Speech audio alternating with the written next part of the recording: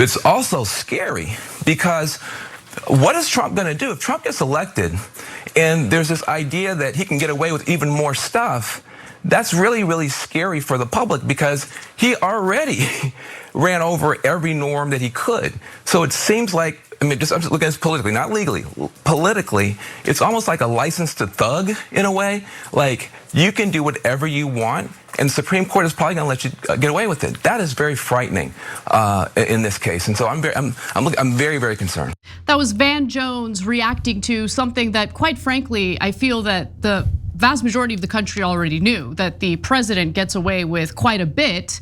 And that's not only including Donald Trump, and we'll get to those details in a moment, but in a 6-3 decision split by ideological lines, the Supreme Court has now ruled that Donald Trump is in fact immune from prosecutions for acts that he engages in as part of his official presidential duties. That means that he will have immunity protection for some of the acts he's indicted for under that federal election interference case, but not all. Cenk, thanks for watching. Our audience has helped build TYT into the media giant it is today. Together, we can accomplish anything. Support our work and join us at tyt.com/team. Yes, so obviously it applies to all presidents, including President Biden right now. So the scope of what he can do to Trump and others is amazing. We'll get into that in a second. And also the most important part of the story is the one that people are not talking about enough. We're gonna explain the difference between official and unofficial, but what does quote unquote absolute immunity mean? We'll get back to that because that's critical. So look, it is important to point out that the Supreme Court rejected Donald Trump's argument that everything he engaged in was covered under absolute immunity, or that the president enjoys absolute immunity. There are exceptions, and those exceptions have to do with unofficial acts. The opinion from Chief Justice John Roberts declared that former presidents have absolute immunity from criminal prosecution over actions that fall within their core constitutional powers. There is no immunity, Roberts wrote, for unofficial acts, including the president engaging in campaigning efforts for his re-election campaign. That is not included as part of the official presidential duty. That is what the president is engaging in for his personal benefit in order to get reelected. He says that the president enjoys no immunity for his unofficial acts, and not everything the president does is official, Roberts wrote. The president is not above the law, but Congress may not criminalize the president's conduct in carrying out the responsibilities of the executive branch under the Constitution. And look, that distinction is incredibly important and significant as it pertains to Jack Smith's federal election interference case against Trump, because Trump's own lawyers during oral arguments even conceded that not all of Donald Trump's acts, which led to these indictments, are considered official presidential acts. Now, there was some dissent even among the conservative justices. I just want to give you that side note involving Justice Amy Coney Barrett. So she wrote a concurrence saying that the court should not have ruled out allowing prosecutors to use evidence of a president's official acts, even when he could not be directly prosecuted for them. This is what she wrote. The Constitution does not require blinding juries to the circumstances surrounding conduct for which presidents can be held liable, Barrett wrote in an opinion that often seemed to be more in tension with the conservative majority than she let on. But this also means that immediately some of the central allegations that Jack Smith has leveled against Donald Trump will be knocked out, including claims that he attempted to weaponize his Justice Department to concoct or amplify false claims of voter fraud. Now, what happens next? Well, according to the Supreme Court's decision, US District Judge Tanya Chutkan must now look through the allegations made against Donald Trump by Jack Smith and determine which acts fall under official duties and which acts fall under unofficial duties. Okay, but even after she makes that decision, understand that it's not necessarily all is said and done, because there could be more of a fight in regard to whatever her decisions are here. And you're about to hear Ellie Honig explain that in the next clip. The court says several times, whatever the district court finds can be appealed before trial. Jack Smith had made an argument of, well, maybe the district judge, the trial judge can work it out and send it to the jury. And then the jury can separate official from unofficial acts. Several times in this opinion, the Supreme Court, the majority, says explicitly, whatever the judge decides about what's official or unofficial, what's immune or not immune, that can be appealed back up. 0% chance that happens before November. So Honig there is also trying to answer the question of whether or not this trial will take place prior to the election simultaneously. And so he's making clear that it is very unlikely because the decisions that Judge Chutkan makes in regard to what is and isn't considered official acts by the president or former president could be appealed. And those appeals obviously will lead to more delays in this case. Cenk. Yeah, so first let's discuss the Trump implications and then the much broader and more dangerous implications for the country. So number one, on Honig, I actually disagreed with him on some of the stuff he said later in that segment, but on that portion, he's definitely correct. No chance this gets resolved before the election. So if Trump wins and if Biden stays in the race, as we'll talk about later in the show, he's pretty much guaranteed a victory. So it'll be totally wiped away, totally scot-free. That's absolutely clear. And the Supreme Court justices very, very clearly dragged their heels. At every moment that they could delay, they delayed. And so this is the very last time they could have given this. And then they put in a couple of provisions that also made Chutkan deciding later. They could have said she could start deciding right now, but they said, no, you can't start deciding until August. So are they trying to protect Trump from this particular prosecution? Definitely, no question about it, okay? So now when it gets to the broader issue, that's where the real danger comes into play. Okay, so look, on the Trump prosecutions, they were massively important, but they're never going to happen because either he's going to win the election and he wipes it away, or he loses. And let's keep it real, the Democrats never meant it. If he gets convicted, they're going to let him go. There's no way he's going to go to a federal penitentiary for breaking these laws. But anyway, so the important part is, what is the precedent? Now, everybody's focusing on official versus unofficial acts, and that's where I think Honig was wrong in other parts of his opinions on CNN. Because Anna, he talked about if, the example that Sotomayor used in her dissent, just using SEAL Team 6 to murder someone. He's like, that's preposterous, that can't happen, that's an unofficial act. Yeah, he's wrong about that. I agree that he's wrong in that analysis. Can we actually go to that video? Because we have it. I want the audience to see that moment and then we'll discuss what we think. Let's take a look. Sotomayor's dissent, where she says, the majority pays lip service to this idea that the president is not above the law, and then in effect says that for certain official acts, the president is in fact above the law. It's how do you sort out what this actually means? If the president decides that his rival is a corrupt person and he orders the military or orders someone to assassinate him, is that within his official acts that for which he can get immunity? It would depend on the hypothetical, but we can see that could well be an official act. That was a stunning moment in April. Did the court just say, yeah, you can assassinate a political rival? No, I don't think they did. That's a ridiculous answer by Donald Trump's team, a dangerous and reckless answer. So Cenk, you're arguing that that you disagree, and I disagree with him as well, that this ruling does actually indicate that if the president engages in criminality as part of his official presidential duties, well, then he's free from prosecution. Yeah, this has already happened. So I'm going to give you a case that proves I'm 100% wrong. But on top of that, he's saying something ridiculous. And normally I like Honig's analysis. I think he is relatively unbiased. So because the president doesn't go and say, this is now an unofficial act. When I normally use Navy SEAL Team 6, it is an official act. But this one is to murder my political opponents and hence unofficial. He's not gonna say that, right?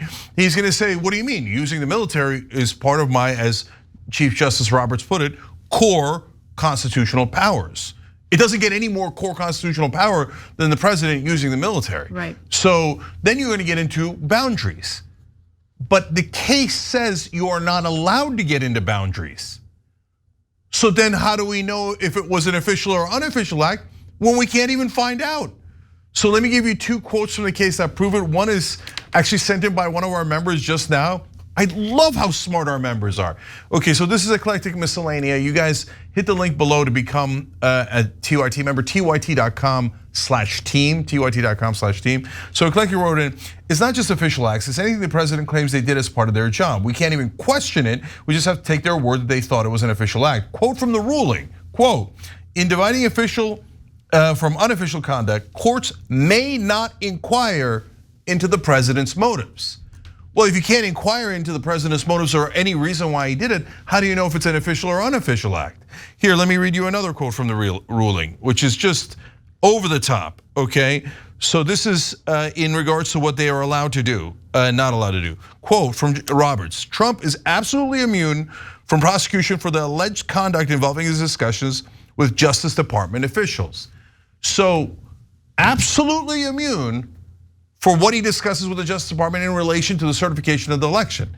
Okay, well, if that's the case, we can't even inquire into what it is that he asked the Justice Department. But wait a minute, if he asked the Justice Department, hey, are you guys sure that we lost? That's perfectly fine. That's arguably within his official duties. And if you told me that's all Trump did, I'd be like, oh, not guilty. That's the most normal thing in the world, right? But what if he tells his Justice Department, I don't care if I won or lost, go find me some votes? That is arguably what he did, but you'd have to adjudicate that, but you can't adjudicate it anymore because they said you're not even allowed to look into it, quote, absolute immunity. But what if he said to the Justice Department, hey, you know what, I lost, but if we do a fake prosecution of Joe Biden, it'll seem like I won and we'll be able to put him in prison and then I'll just retain power. Quote, absolute immunity, you're not even allowed to ask about it. Well, then you can order the Justice Department to do anything. What I'm wondering is if they at all in their decision make a distinction between the president acting out of his own personal interest for himself versus official presidential acts that have to do with the governance of the country. No, that's why a lot of legal experts are pulling their hair out going, how do we know when it's official or unofficial? Right? So for example, official is presidential duties, unofficial is candidate duties. But how do you know if you did candidate duties or presidential duties if you're not allowed to ask, right? And absolute immunity is not unclear, and that is the direct quote that I just read you guys from the Supreme Court's decision. So this thing is totally screwed. Now let me give you the example, Anna, you and I have talked about it many times, of something that already happened, could have led to a prosecution of a president, and before you decide whether you like this or don't like this, hold on and find out which president and what they did. Right? Obama killed an American citizen with a drone strike. With no due process. With no due process and did not ask the courts, and his attorney general said that due process is not necessarily a judicial process, so we never had to ask any courts. The attorney general and the president talk, they decided it's within their official duties to unilaterally execute an American citizen abroad, and they did. And so now I think they both should have been prosecuted for that. Of course, they never were because they're in the elites, right? But now that's official, like you can't even ask. So now if they can kill Anwar al-Awlaki, which they allege was a terrorist, but by the way, never proved, never even showed any evidence that he was a terrorist. They said he said mean and terrible things. He did. That doesn't mean he launched any bombs or anything like that. So if they can kill that US citizen and we're not allowed to ask, are we allowed to ask when they kill another US citizen abroad? And they go, me and the attorney general talked it over. We're done with this. Absolute immunity. And okay, that was abroad. What's to stop them from doing it at home?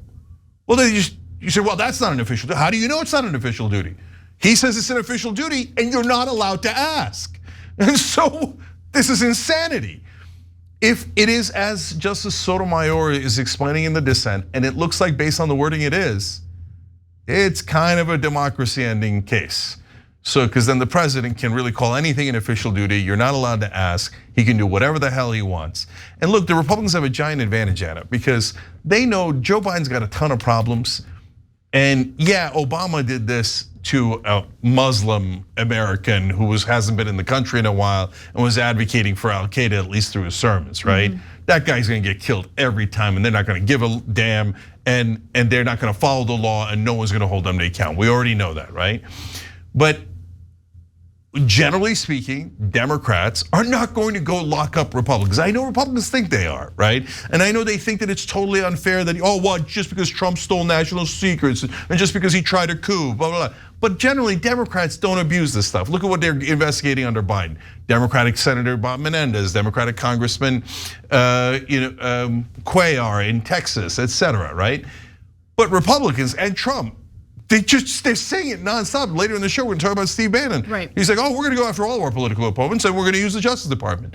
So the Republicans know the Democrats aren't gonna prosecute us with this stuff, but we could abuse the living crap out of it and there's nothing they could do. But the Democrats are prosecuting Donald Trump in 4 separate cases. But you can't. And look, you can agree with those prosecutions because he did mishandle classified documents and he did try to implement fake electors 100%. The only case that actually went all the way through was Alvin Bragg's case alleging, that Donald Trump falsified business documents in order to cover up the hush money payments to Stormy Daniels. And that case, unfortunately, is, in my opinion, was the pettiest one out of all of them. And that's the one that actually went through. And so the public, generally speaking, does see it as a politically motivated prosecution against Donald Trump. So, but Anna, so that's a great point, and that's important to distinguish. Okay, so you're right that a lot of the public, not all the public by a long shot, but a lot of the public does see it as political. And we talked about how the timing we think is political, and that's a giant problem, right? But they didn't do any of that under the cover of night. They didn't say, hey, I'm talking to Biden, pulls aside Merrick Garland, let's do this, let's do that. They said they did it all above board. You can ask them any questions you want from it. And if they did anything wrong, Joe Biden was not immune. If he illegally told that prosecutors to go after Donald Trump, in the past, he was definitely not immune.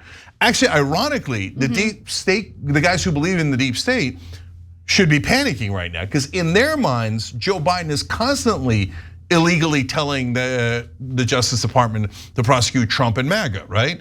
Well, now he has immunity to do it, absolute immunity. That's a good point. So how did that help you? That's a good point. So yeah, I think ultimately we'll see how the judge, Tanya Chutkan, decides which allegations against Donald Trump fall under official acts and which fall under unofficial acts, and then it will inevitably be appealed by Trump's legal team. And so the question is, how do those determinations get adjudicated finally after they're appealed? So that leads to the last 2 things. One is, we know already based on the Roberts opinion that I just read you, that they will not be able to ask the Justice Department, so in other words, hey, Bob Barr or Bill Barr, wait. Yeah, Bill Barr. Bill Barr, sorry, Bob Barr is a different person.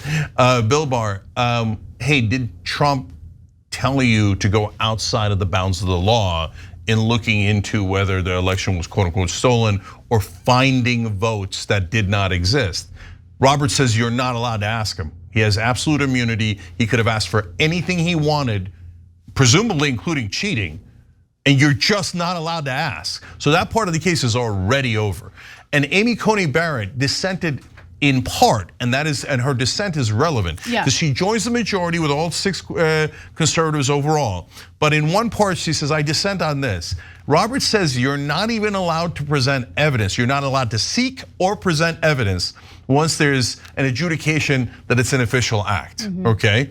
So she said, well, then you could never get evidence to prove that it was not an official act.